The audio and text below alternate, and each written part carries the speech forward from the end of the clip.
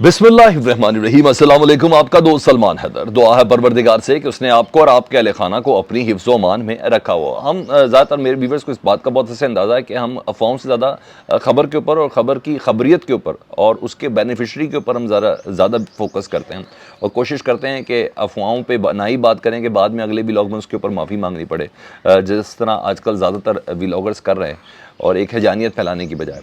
लेकिन बहरहाल आज एक ख़बर सुबह बनी चली, उस पर अच्छी खासी धमाक चौकड़ी मची और ना सिर्फ ये हुआ बल्कि फट्टे के फट्टे चल गए और फिर सोशल मीडिया पे एक तूफ़ान बदतमीज़ी हो गया कि जी ज़बरदस्त किस्म की फूट पड़ गई है सुप्रीम कोर्ट के अंदर और चीफ जस्टिस का बीमार होना बनता है। कोई डील फाइनल हो गई आर्मी चीफ के साथ उनकी मुबैना एक किसी मुलाकात के हवाले से।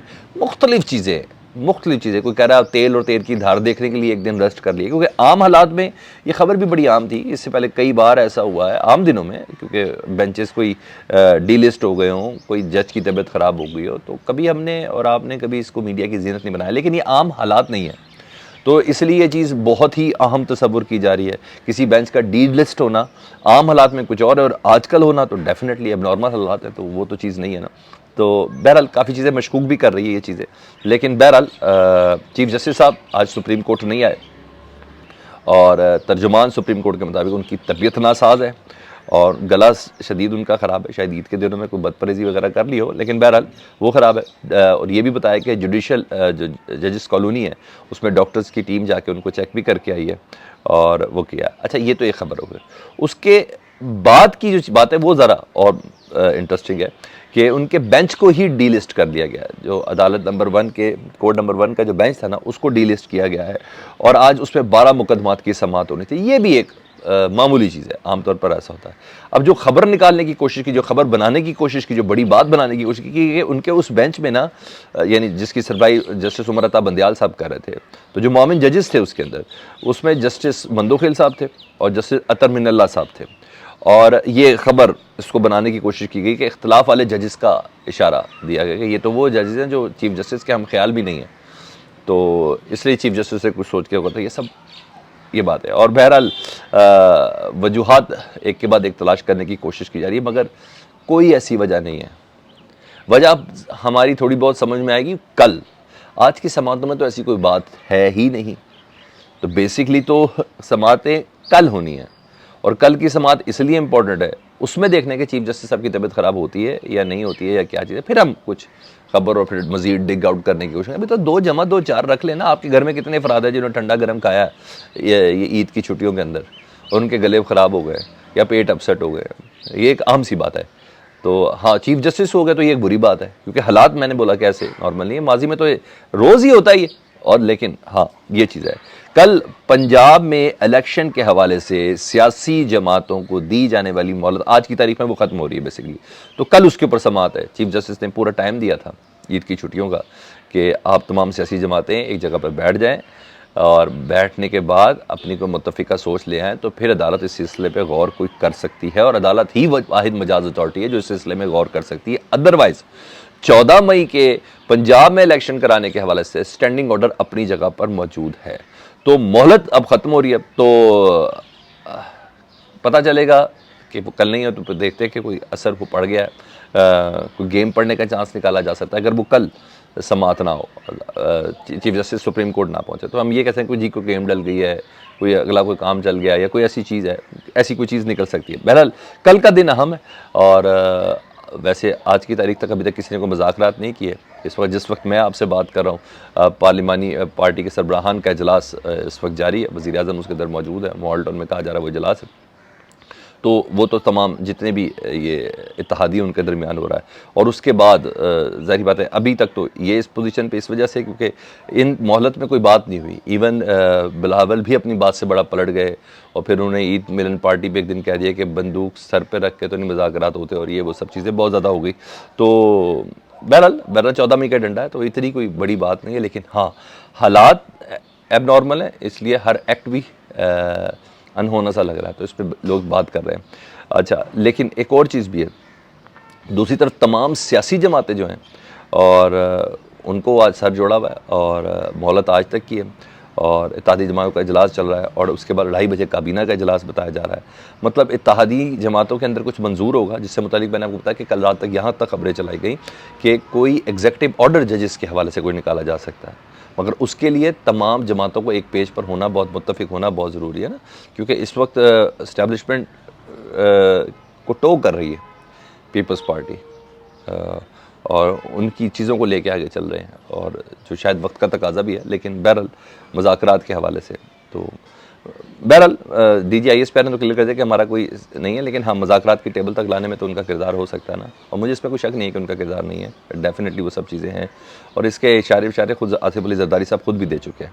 मतलब आज इत्तेहादी जमातों में कुछ मंजूर होगा और मंजूर होने के बाद ही कुछ होगा, क्योंकि इससे पहले जो बातें चल रही है ना कि अयाज सादिक का रब्ता हो गया असद कैसर से, तो उसमें इमरान खान साहब ने डिनाई कर दिया कि मेरी तो अथॉरिटी है शाह महमूद कुरैशी है, तो अभी तक शाह महमूद कुरैशी से किसी ने रब्ता नहीं किया।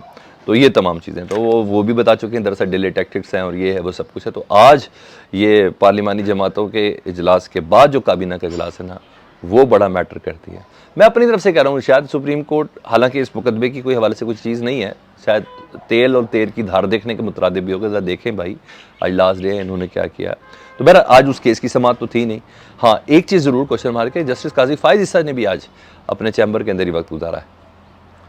तो हाँ, ये क्या सारी डालने की कोशिश की गई कि शायद वो जो बिल जो है सुप्रीम कोर्ट प्रोसीजरल जो बिल है, प्रैक्टिस एंड प्रोसीजर बिल, उसके ख़िलाफ़ ये 2 रुकनी बेंच कुछ कर जाए, जस्टिस तारिक मसूद साहब जो हैं और जस्टिस काजी फायज़ी साहब करें, ये नहीं कर सकते, ये अपने आप को स्कैंडलाइज कर देंगे, क्योंकि 8 रुकनी बेंच का स्टैंडिंग ऑर्डर है 2 मई तक के लिए।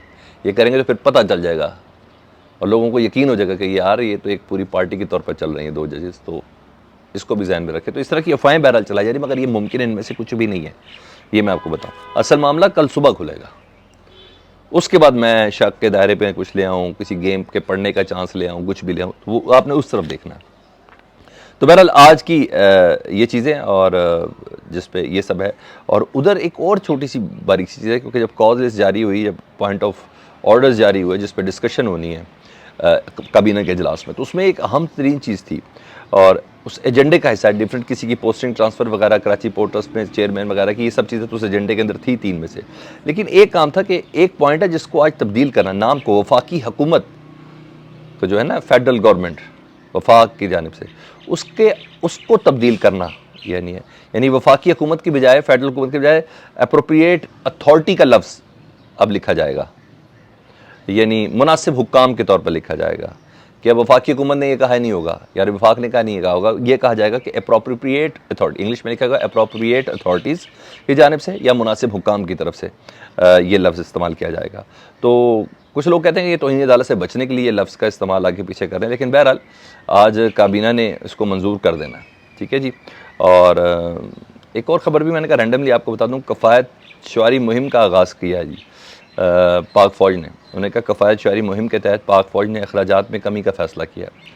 एक तरफ हम रोज़ 70 ऑपरेशंस कर रहे हैं, फ़ौज डिप्लॉय है पूरे मुल्क में, और पाक फ़ौज कफ़ायत शुआरी मुहिम के तहत अपने ख़र्चे कम कर रही है। इसका मतलब है कि मौजूदा हुकूमत ने फ़ौज के मामलात भी मुतासिर किए हैं। मैं अगर कहूँ कि ऑपरेशनल्स और ये सब चीज़ें, उन्होंने खैर ख़ास मद के अंदर अपने बजटिंग वगैरह कम की हो या कोई बजट के हवाले से जो चीज़ चल रही हो, इसका मतलब है मौजूदा हुकूमत ने इस फ़ौज के ऊपर भी असरअंदाज हुए, उनके मामला सिक्योरिटी के मामला पर भी असरअंदाज हुए। मैं इससे ज़्यादा कुछ नहीं कहना चाहूँगा, लेकिन बहरहाल ये सब चीज़ें हैं। उधर PTI ने पंजाब और KPK में निगरान हुकूमत को हटाने के लिए बाकायदा तौर पर काम से रोकने की दरख्वास्त सुप्रीम कोर्ट में दाखिल कर दी है, और आइनी मुद्दत मुकम्मल होगी, वो मुद्दा बयान कर रहे हैं, उनको अहदे पर रहने का कोई हक़ नहीं है। और आखिरी समात में मुझे अच्छी से याद है, चीफ जस्टिस उमर अता बंदियाल साहब ने भी अपनी समात के दौरान कहा था कि निगरान हुकूमत के हवाले से भी बहुत कॉम्प्लिकेशंस आ गई, उनके पूरे हो गए, दिन पूरे हो गए, और उस पर भी हमने चलना है, बात करना है। तो आज बाकायदा पाकिस्तान तहरीक इंसाफ ने इस सिलसिले में दरख्वास्त दायर कर दी जो तैयार की जा रही थी। अच्छा, और कुछ आखिरी चीज़ जो मैंने आपको बतानी थी कि वफाकी काबीना के एजेंडे से मुतालिक तो मैंने आपको बताया कि ये तमाम चीज़ें हैं, लेकिन सुप्रीम कोर्ट का जो प्रैक्टिस एंड प्रोसीजरल बिल है ना, उसके ख़िलाफ़ भी सुप्रीम कोर्ट की जो लाहौर रजिस्ट्री है उसके अंदर दरख्वास्त दायर कर दी गई है। अब ये ज़हन में रखिएगा, ये अदालत के स्टैंडिंग ऑर्डर के आने के बाद ये दरख्वास्त दायर की गई है सुप्रीम कोर्ट में, क्योंकि आजकल सुप्रीम कोर्ट आम दरख्वास्तें भी इस तरह टेकअप कर लेती है। तो सुप्रीम कोर्ट में ये दरख्वास्त दायर की गई है और ये प्रोसीजरल बिल को मंजूर जो वफाकी काबीना ने या पार्लियामेंट ने किया है उसके बाद ये दरख्वास्त दायर की गई है। तो तौहीन अदालत की कार्रवाई अगर इनिशिएट करनी हो तो ये इस तरह की दरख्वास्त बड़ा मैटर करती है।